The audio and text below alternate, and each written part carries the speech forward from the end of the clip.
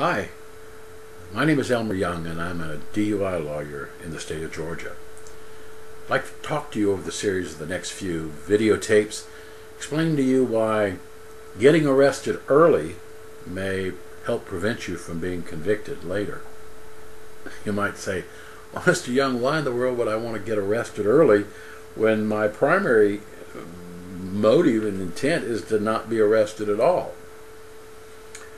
Well, I guess it's important for you to understand that if you get stopped in the state of Georgia and you have alcohol about your person or on your breath, if the officer thinks he detects the odor of alcohol, you're going to be arrested.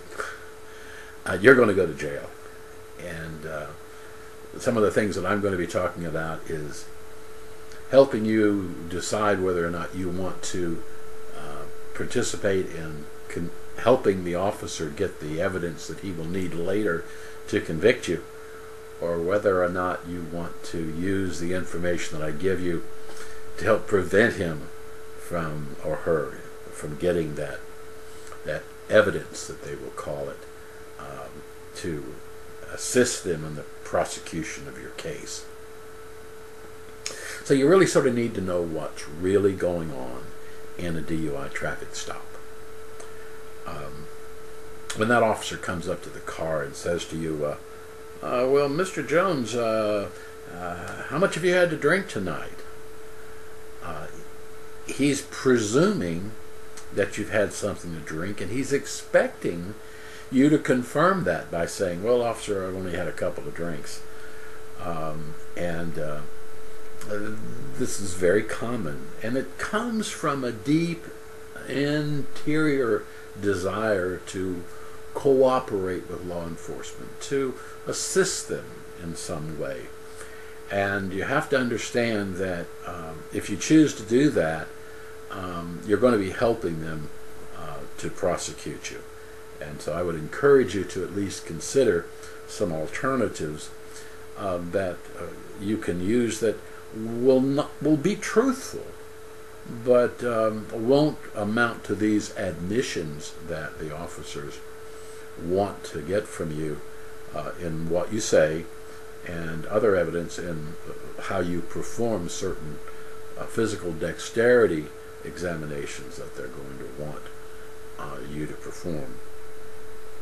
So when the officer asks that question, consider maybe not using these exact words, but words that are comfortable to you.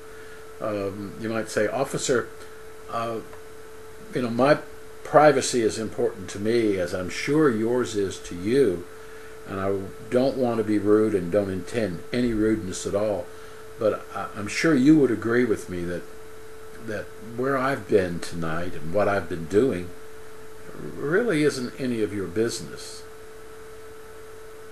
Whoa. He's not used to getting that sort of an answer.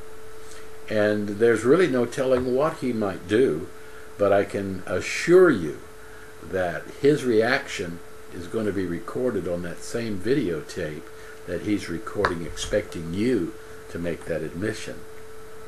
So let's begin the process of trying to use the evidence that's on the video in a manner that's helpful to you, and in a way that can relate to most of the jurors who may be looking at this case in a way that would be positive for you and perhaps negative against the police.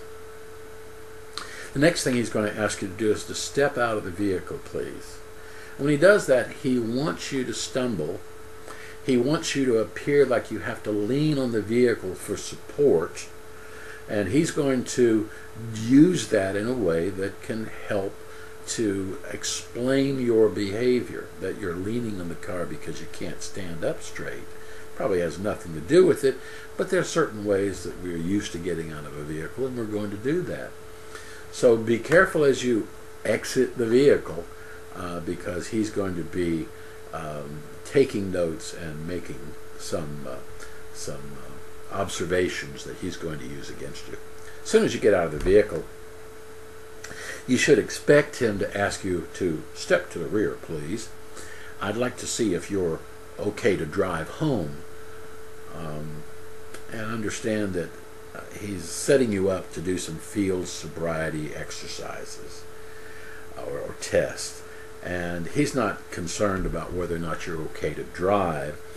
He's been trained that this is the best opportunity he has to have you on tape looking silly, looking impaired, so that he can use that as the evidence that he needs for the first form of arrest, the DUI arrest, less safe case that he's been trained to do, and trained to use these field sobriety tests in order to gain that evidence from you. So I'm not going to use this video for the purpose of explaining what the field sobriety tests are, except to say don't do them. Well, if you're not going to do them, how's the jury going to know that you're not doing them because you don't want to fail them, because you know that you've been drinking and you may be impaired by alcohol? So consider something along these lines. Well, officer, I want to cooperate with you, and I don't want to slow you down, but I have to remember that I've had a whole series of attorneys on the internet and elsewhere who say that these field sobriety tests that you do on the public, they're just tricks. They're just sort of a dog and pony show that you ask people to do so that they'll look bad on the video, so that you can have some evidence to arrest them. Now, I don't want to get engaged into something like that unless I've had a chance to practice them, unless I've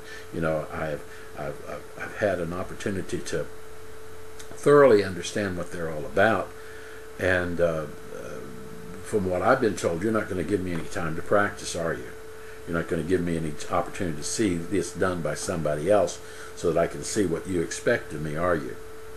And so if you're not going to do that, then I'm not going to participate. But if you think I'm impaired by alcohol, you go ahead and arrest me, but I'm not going to do that. Well, I can tell you he's really not trained for that, and that's probably the quickest way to get yourself arrested.